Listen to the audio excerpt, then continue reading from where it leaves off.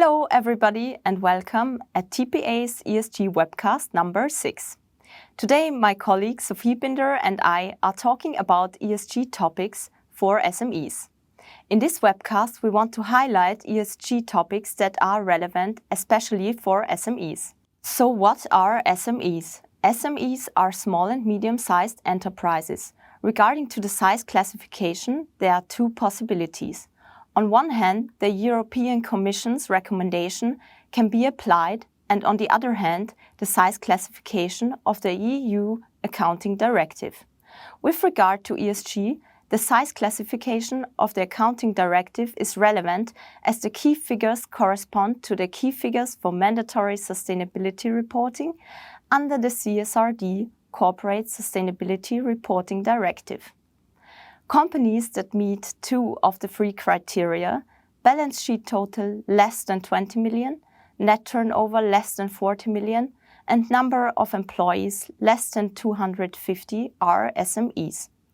Since October, however, there is a draft delegation act from the EU Commission in which an increase in these key figures is proposed.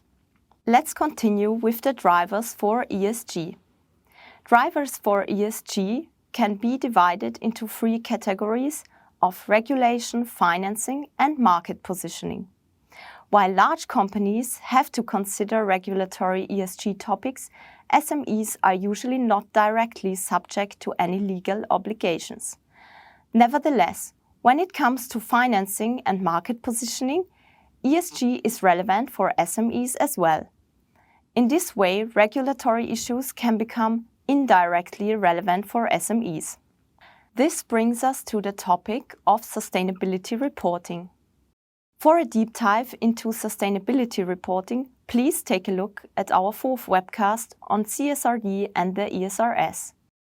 Here I would like to give you just an overview over the most relevant deadlines and point out SME specifics.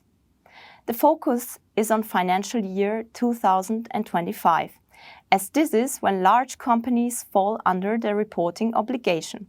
This applies to companies that exceed the before-mentioned key figures according to the Accounting Directive and the CSRD, and therefore are not SMEs.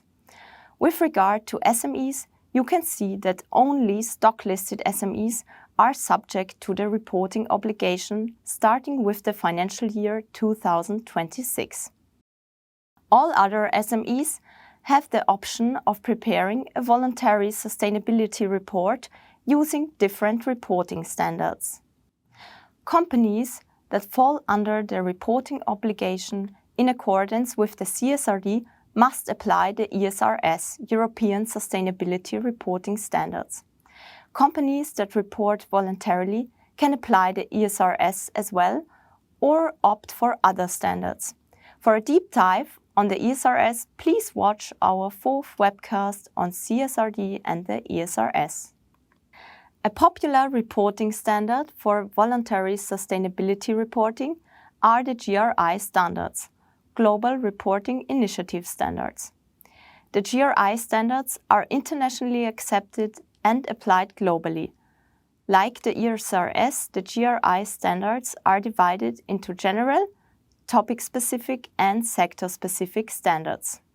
In addition to the voluntary sustainability report, we have selected 4 further ESG topics that may be relevant for SMEs. At this point, my colleague Sophie Binder will take over. Now we're moving on to the SDGs. The United Nations SDGs, the Sustainable Development Goals, are 17 goals for sustainable development. It is a global framework that is internationally recognized and applied.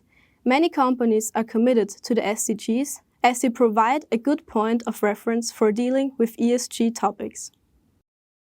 Let's continue with the carbon footprint.